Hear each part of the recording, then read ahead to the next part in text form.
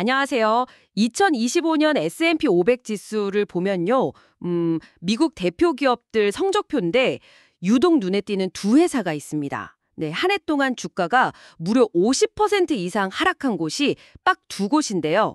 바로 광고 기술의 강자인 더 트레이드 데스크하고 또 에슬레저룩으로 유명한 룰루레몬입니다. 아니 정말 시장을 이끌던 대표 주자들이었는데 도대체 이 기업들에 무슨 일이 있었던 걸까요? 오늘은 이 두 기업 주가가 왜 이렇게 급락했는지 그 배경을 좀 속속들이 파헤쳐 보고요. 또 현 시점에서 어떤 투자 기회를 볼 수 있을지 아니면 뭘 좀 조심해야 할지 같이 좀 깊이 얘기 나눠보겠습니다. 자, 이거 흥미로울 것 같네요. 시작해 볼까요? 먼저 더 트레이드 데스크 TTD부터 보죠. 아시다시피 지난 5년간 매출이 220% 넘게 성장하면서 정말 엄청난 성장주였잖아요. 네, 맞아요. 시장의 관심이 정말 뜨거웠죠. 그렇죠. 그런데 최근에 2025년 3분기 예상 매출 성장률을 내놨는데 이게 시장 기대에 한참 못 미치는 14% 성장을 예고했어요. 전년 동기 대비 성장률인데 이게 팬데믹 시기 빼고는 2016년 상장 이후 가장 낮은 수치라고 합니다. 와, 14%면 그동안의 성장세를 생각하면 정말 확 꺾인 거네요. 네. 성장주 투자하시는 분들은 이런 성장세 둔화 소식에 뭐랄까 굉장히 좀 민감하게 반응할 수밖에 없죠.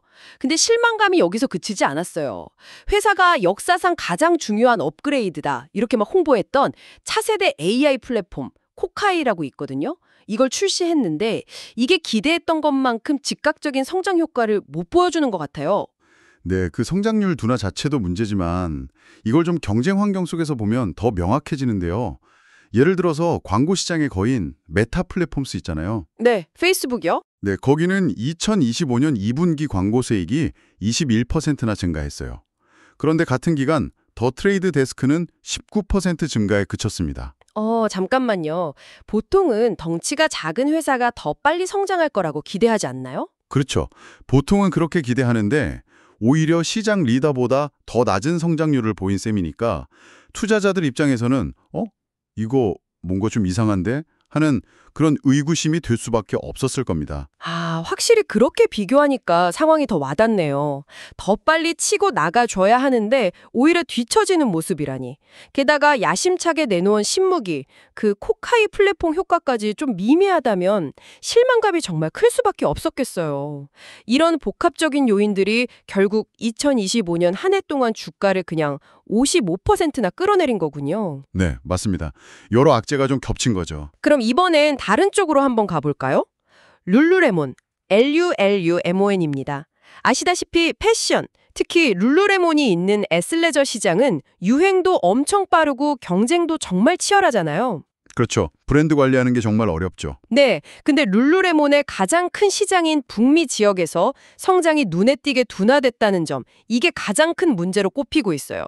2025년 2분기 북미 매출이 전년 대비 고작 1% 증가하는 데 그쳤고요.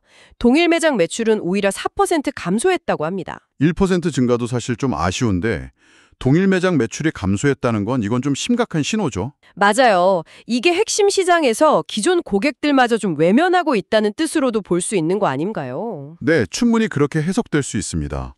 그러다 보니 이제 경쟁 브랜드에 밀리는 거 아니냐, 소비자들이 룰루레몬에 예전만큼 열광하지 않는 거 아니냐, 이런 우려가 당연히 커질 수밖에 없겠죠. 커졌어요.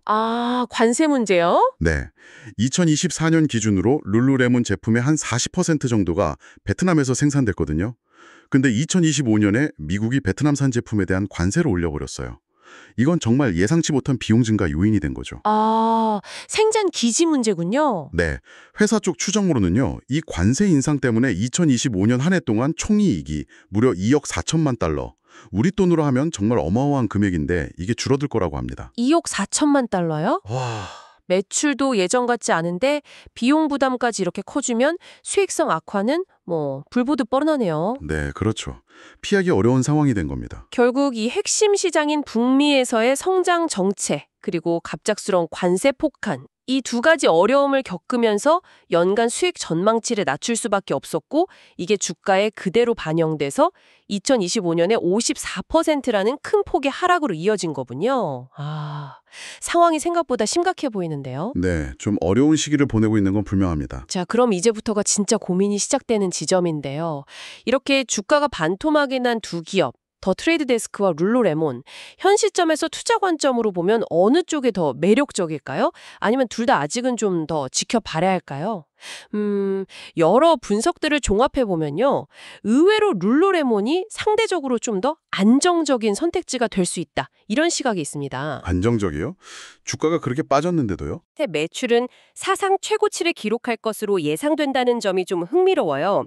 그리고 주당 순이익, EPS는 한 12% 정도 감소할 걸로 보이지만 이것도 2년 전과 비교하면 여전히 높은 수준이라는 거죠.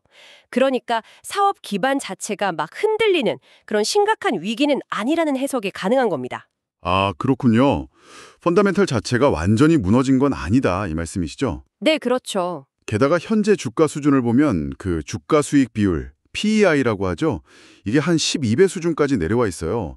과거 룰루레몬이 누렸던 높은 밸류에이션 생각하면 정말 많이 낮아진 거거든요. 12배면 확실히 예전보단 많이 저렴해진 느낌이네요. 네, 그래서 이제는 싸다 이런 인식이 생기면서 추가적인 주가 하락 위험은 어느 정도 좀 제한적일 수 있다 이런 분석이 나오는 거죠. 하지만 싸다는 거랑 오른다는 건 또 다른 얘기잖아요.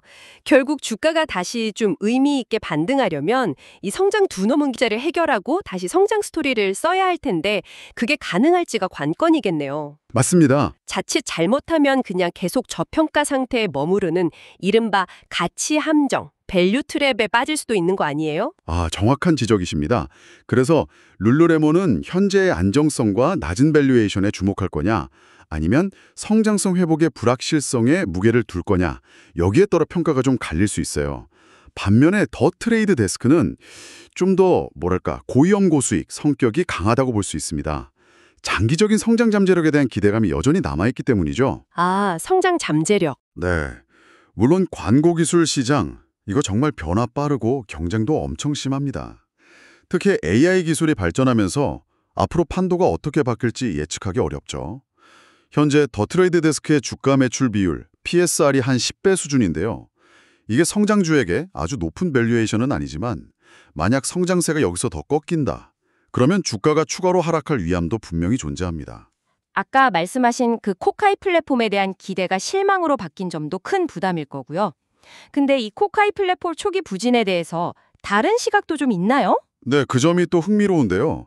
코카이 플랫폼 출시 초기의 성과가 기대에 못 미친 것이 플랫폼의 핵심 기능이나 기술력 자체의 문제라기보다는 사용자 인터페이스나 사용 편의성, 그러니까 얼마나 쉽게 쓸 수 있냐 하는 측면에서 좀 부족함이 있었기 때문일 수 있다.